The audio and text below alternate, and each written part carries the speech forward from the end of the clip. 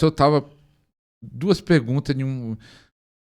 Que você fala de orar por ressuscitar, mas tem umas pessoas que falam para mim. Eu fiz um pequeno treinamento, o pouco que eu sei, o pouco que eu tenho conhecimento, estou passando, né, para frente, sobre cura. Aí algumas pessoas, pastor, mas o meu medo é de orar e não acontecer a cura. Pelo menos alguns passavam isso para mim. E se você sentiu a diferença, você que já viajou para vários lugares do Brasil, acho que não sei se foi em todos os estados? Não, ainda não. Ainda não. Vai chegar a todos os estados. Amém. Se existe diferença de uma cidade para outra, falar aí naquela cidade foi difícil operar, ou é tudo igual para o poder de Deus manifestar, independente de que cidade fosse. Essa cidade, alguns falam, cidade aqui é carregada, é pesada, difícil de Deus operar, ou não tem isso para o Ministério da Curando as Ruas? Não, dentro da nossa visão, e é o que eu falei, não é? A gente precisa sempre se voltar para a Bíblia e crer na palavra de Deus de forma radical. Quando a gente tem como base a Bíblia, a gente não se perde com algumas distorções, com alguns ensinamentos que podem ser um pouco complicados. Por exemplo, é lógico, eu não vou negar que exista batalha espiritual, que exista demônios, potestades, principados, né? Espíritos territoriais. Não vou negar isso. Não vou negar isso. Mas a palavra diz o quê? Maior é o que está em mim do que o que está no mundo. Né? Vós sois a luz do mundo. Então, e Jesus disse, quando vocês forem pregar de 2 em 2 e tiver algum enfermo na casa, cure-o. Então, assim, em nenhum momento você percebe que Deus, e ele fala, eis que vos dou poder e autoridade sobre todas as enfermidades. Então, para pisar em serpentes e escorpiões, ele diz em Lucas também. Então, assim, a gente vai baseado sempre nessa palavra. A palavra nos sustenta. Lógico, tem que cumprir o protocolo. Protocolo, né? Qual que é o protocolo? Jejum na água, oração em línguas, transferência de unção. Então, santidade. Então, se eu tô ali, não é? Cobertura, eu creio em cobertura, tá debaixo de uma cobertura espiritual, de uma paternidade. Então, se eu estou caminhando bem, né, de certa forma, desenvolvendo a minha salvação, onde Deus me levar, vai acontecer. Né? Então, por exemplo, eu já vi gente chegar e falar, ô irmão, fui num ambiente em tal lugar, né? Ou você está sentindo a opressão, você está entrando num lugar de batalha, um território consagrado, tal. O que você está sentindo? Estou sentindo a glória de Deus. Aleluia. Que não importa se eu ande no vale da sombra e da morte, Ele estará conosco. Ele estará comigo. Né? O teu bordão e o teu cajado me consolam. Né? Preparas uma mesa na presença dos meus inimigos. Meu cálice transborda. Então, assim, quando a gente anda baseado nessa palavra, aonde Deus te levar, Ele vai cobrir o seu ir e o seu vir. Então, meus filhos estão protegidos, minha esposa está protegida. Por quê? Porque a gente cumpre o protocolo do céu para cumprir o chamado dele aqui na Terra. E aí a pessoa fala... Agora, outra pergunta que você fez é sobre... Tem medo de não ter resultado. O medo de não ter resultado. Gente, aí já é uma questão, assim, principalmente do ego, né? Do orgulho da pessoa, da soberba, do medo. Então, tem que matar o ego. Né? Tem até um grande homem de Deus que foi um mentor para Randy Clark que se chamava John Wimber. John Wimber, ele foi muito usado em curas, milagres, palavra de conhecimento, eu creio que na década de talvez 70, 80, né, 90, um pouquinho mais próximo de 90.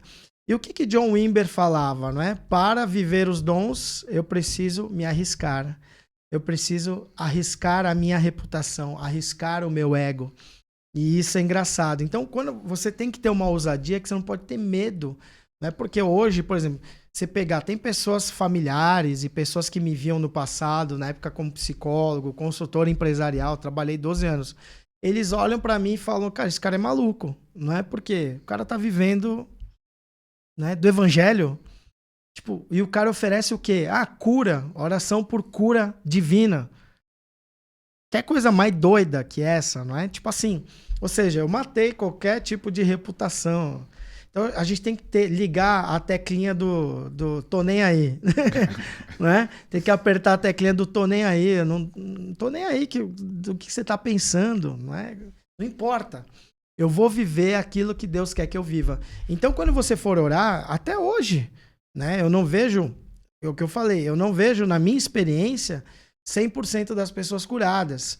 Tem cegos que ainda eu oro e não enxergam. Enfim, tem coisas que não acontecem, mas eu falo, segue em fé, segue crendo na palavra, porque a palavra diz o quê?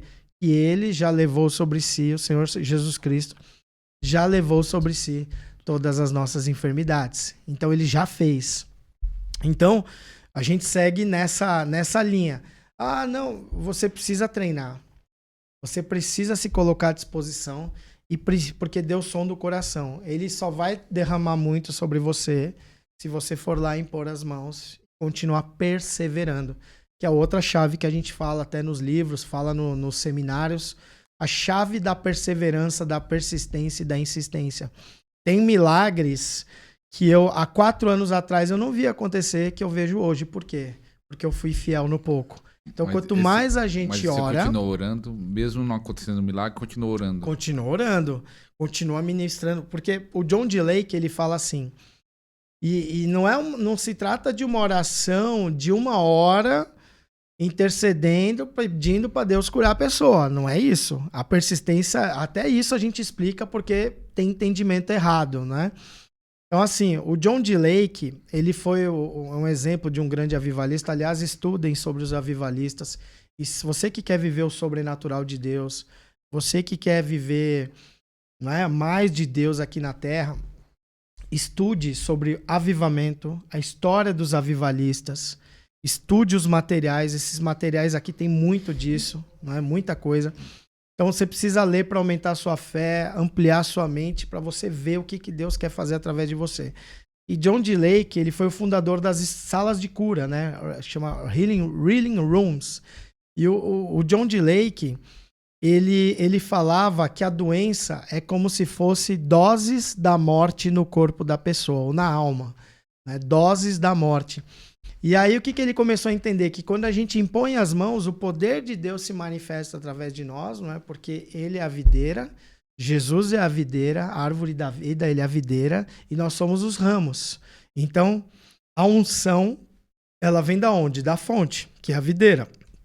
O nosso espírito, que somos os ramos, estamos conectados, enxertados na videira.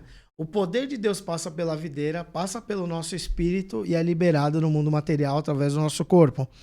Então, se a doença são doses de morte no corpo, quando a gente impõe as mãos, nós estamos liberando doses de vida sobre o corpo. Então, essa é a grande chave. E nas salas de cura, para vocês terem uma ideia, irmãos, o John D. Lake, na época em Washington, Spokane, na cidade de Spokane, foram 100 mil milagres registrados por jornalistas, entrevistas com testemunho, médico e tudo, porque queriam ver se ele era realmente, se ele não era um charlatão, e realmente é um homem de Deus que via muitos milagres. Só em Washington, Spokane, foram 100 mil. E qual que era o trabalho dele? A sessão de cura, a sala de cura, as pessoas vinham, é tipo uma sessão de terapia. A pessoa vinha, era ministrada, pá. A média das curas ocorriam em até 3 sessões. Curas instantâneas. Até 3 sessões a pessoa era completamente curada. Primeira sessão, segundo dia, terceiro dia. E é aquilo. Impõe as mãos, libera o decreto. Talvez fique um tempinho a mais, mas não demorava muito tempo. É um decreto, eu libero. E Deus vai manifestar o poder dele através da nossa imposição de mãos. E acho que teve só uma mulher que acho que passou de 30 dias. Um caso, mas teve o quê? Uma perseverança para a cura dela acontecer. Então nós cremos nisso, né? Isso é fundamental. Eu creio que vai aumentar cada vez mais pesquisas médicas sobre o efeito, né? Eu creio que já tem, na verdade, mas isso vai ampliar, né? Vai se propagar num nível maior sobre o efeito da imposição de mãos no corpo de um doente. Em nome de Jesus. Seja um mantenedor deste ministério. Deposite seu voto de fé, sua oferta ou dízimo nas contas bancárias ou através do Pix.